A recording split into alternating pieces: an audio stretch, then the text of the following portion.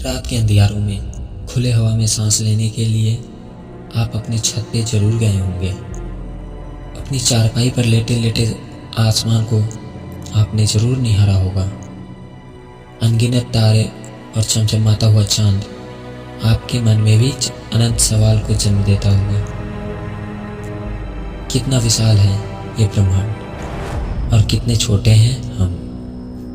यकीन मानिए, इस ब्रह्मांड में हमारी पृथ्वी मरुस्थल में पड़े एक रेत के कण के समान है, समुद्र में पड़ी एक बूंद के समान है।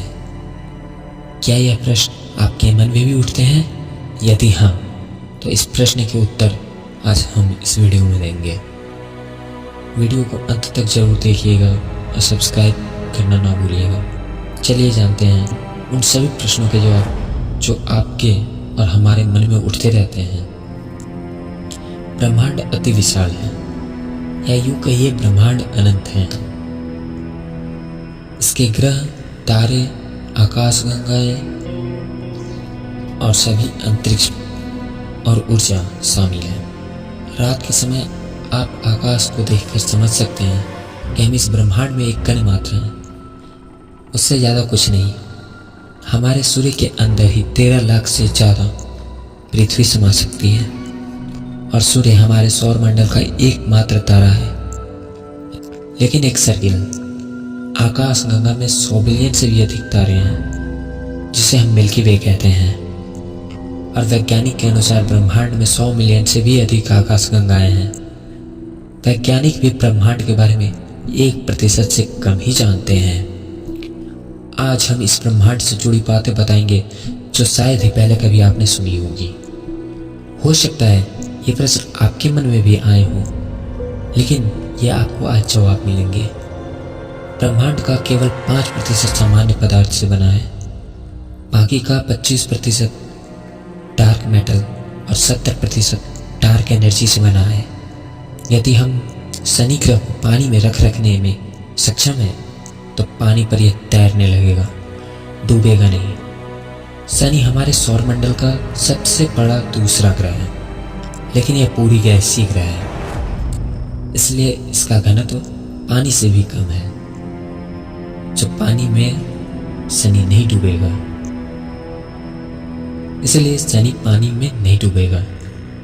यदि हम सौरमंडल के कुछ ग्रहों पर छलांग लगा सकते हैं, यदि हम पृथ्वी पर 1.5 फीट ऊंचा कूद सकते हैं, तो हम मंगल पर 3 फीट कूद सकते हैं और चंद्रमा पर 10 फीट कूद पाएंगे। परंतु बृहस्पति पर हम कूद ही नहीं पाएंगे। हमारे कूदने की क्षमता हमारे गुरुत्वाकर्षण पर निर्भर करती है। आइंस्टीन के अनुसार जो तारे हम रात में देखते हैं, वह वास्तव में वहां मौजूद ही नहीं होते हैं। जहां हम उन्हें देखते हैं, हम उन्हें लाखों हजारों वर्ष पहले की स्थिति में छोड़े गए प्रकाश को देखते हैं, जो कई प्रकाश वर्ष दूर से आता है। क्या आप जानते हैं अंतरिक्ष से देखने पर सूर्य सफेद दिखाई देता है? क्यों? सूर्य का पूरा घूर्णन 25 से 35 दिन में पूरा होता है। हेली नाम का धूमकेतु पृथ्वी से 75 वर्षों में एक बार दिखाई देता है। अगली बार ये 9 फरवरी 1986 को देखा गया था, जो अब 26 जुलाई 2061 में दिखेगा। यदि अंतरिक्ष में एक ही धातु को आपस में मिलाएंगे, तो वो स्थायी रूप से जुड़ जाएंगे। इस प्रक्रिया को कोल्ड वेल्डिंग कहा जाता है। कोका कोला एक ऐसा शीतल पेय पदार्थ है जिसे अंतरिक्ष में पहली बार पिया गया था और पहला भोजन शिव के रूप में था। चंद्रमा पर छोड़े गए पैरों के निशान या किसी भी प्रकार के निशान गायब नहीं होंगे, क्योंकि वहां कोई हवा नहीं है जिससे कि वह निशान मिट सके। हम पृथ्वी से हम अपनी नग्न आंखों से लगभग 7 आकाश गंगाओं को देख सकते हैं।